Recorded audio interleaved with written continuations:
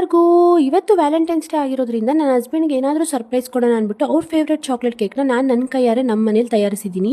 ಇದ್ರ ರೆಸಿಪಿ ನೋಡ್ಕೊಂಬಂದ್ಬಿಡೋಣ. ಮೊದಲಿಗೆ ನಾನು ಒಂದು ಬಟ್ಲಲ್ಲಿ ಒಂದು ಅರ್ಧ ಕಪ್ ಆಗೋಷ್ಟು ಬಿಸಿನೀರು, ಒಂದು ಅರ್ಧ ಸ್ಪೂನ್ ಆಗೋಷ್ಟು ಕಾಫಿ ಪೌಡರು, 1.5 ಟೇಬಲ್ ಸ್ಪೂನ್ ಆಗೋಷ್ಟು ಕೋಕೋ ಪೌಡರ್ನ ಹಾಕ್ಕೊಂಡು ಚೆನ್ನಾಗಿ ಮಿಕ್ಸ್ ಮಾಡ್ಕೊಂಡಿದ್ದೀನಿ. ನಂತರ ಒಂದು ಕಾಲು ಕಪ್ ಆಗೋಷ್ಟು ಮೊಸರು, ಒಂದು ಅರ್ಧ ಕಪ್ ಆಗೋಷ್ಟು ಸಕ್ಕರೆ ಮತ್ತು ಒಂದು ಅರ್ಧ ಗ್ಲಾಸು ಸನ್ಫ್ಲವರ್ ಆಯಿಲ್ನ ನಾನು ಇಲ್ಲಿ ಸೇರಿಸ್ಕೊಂಡು ಮಿಕ್ಸ್ ಮಾಡಿಕೊಂಡು ಇಟ್ಕೊಂಡೆ. ನಂತರ ಒಂದು ಮುಕ್ಕಾಲು ಕಪ್ ಆಗೋಷ್ಟು ಮೈದಾ ಹಿಟ್ಟು, ಸ್ವಲ್ಪ ಬೇಕಿಂಗ್ ಪೌಡರು, ಸ್ವಲ್ಪ ಬೇಕಿಂಗ್ ಸೋಡಾನ ಹಾಕ್ಕೊಂಡು ಚೆನ್ನಾಗಿ ಪೇಸ್ಟನ್ನಾಗಿ ತಯಾರಿಸ್ಕೊಂಡು ಮಿಕ್ಸ್ ಮಾಡಿಕೊಂಡು ಪಕ್ಕಿಟ್ಕೊಂಡಿದ್ದೀನಿ. ನಂತರ ಇಲ್ಲಿ ನಾನು ಒಂದು ಕೇಕ್ ಬೌಲ್ ತೊಗೊಂಡಿದ್ದೀನಿ. ನೀವು ಮನೇಲಿ ಯಾವ ಬೌಲ್ ಆದರೂ ಯೂಸ್ ಮಾಡ್ಬೋದು. ನನ್ನ ಹತ್ರ ಕೇಕ್ ಬೌಲ್ ಇತ್ತು, ಅದಕ್ಕೋಸ್ಕರ ಅದರಲ್ಲೇ ಮಾಡ್ಕೊತಾ ಇದ್ದೀನಿ. ಸ್ವಲ್ಪ ಎಣ್ಣೆ ಹಾಕ್ಕೊಂಡು ಸ್ಪ್ರೆಡ್ ಮಾಡಿಕೊಂಡು ಅದರಲ್ಲಿ ಬಟರ್ ಪೇಪರ್ ಇಟ್ಕೊಂಡು ಮತ್ತೆ ಎಣ್ಣೆ ಹಾಕ್ಕೊಂಡು ಅದನ್ನು ಚೆನ್ನಾಗಿ ಎಣ್ಣೆ ಹಾಕ್ಕೊಂಡು ಸ್ಪ್ರೆಡ್ ಮಾಡ್ಕೊಂಬಿಡ್ಬೇಕು.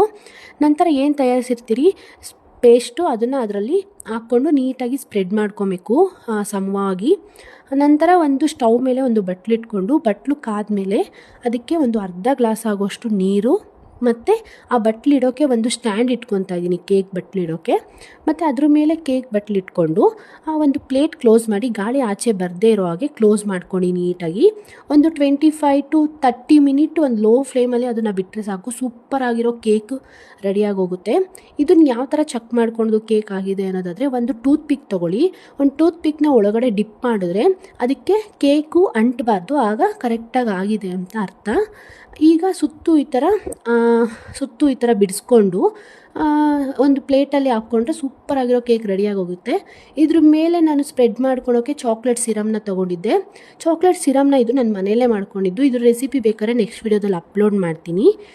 ಚೆನ್ನಾಗಿ ಸ್ಪ್ರೆಡ್ ಮಾಡಿಕೊಂಡು ಒಂದು ಕೇಕ್ ಪ್ಯಾಲೆಟ್ ಇರುತ್ತಲ್ಲ ಅದ್ರ ಮೇಲೆ ಅದನ್ನು ಟ್ರಾನ್ಸ್ಫರ್ ಮಾಡಿಕೊಂಡೆ.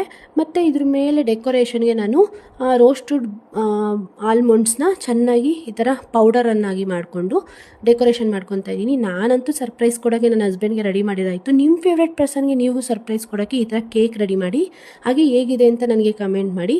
ಇದೇ ಥರ ವೀಡಿಯೋಸ್ಗೆ ನನ್ನ ಪೇಜ್ನ ಫಾಲೋ ಮಾಡೋದು ಮಾತ್ರ ಮರಿಬೇಡಿ. ಬಾಯ್ ಹೋಲ್.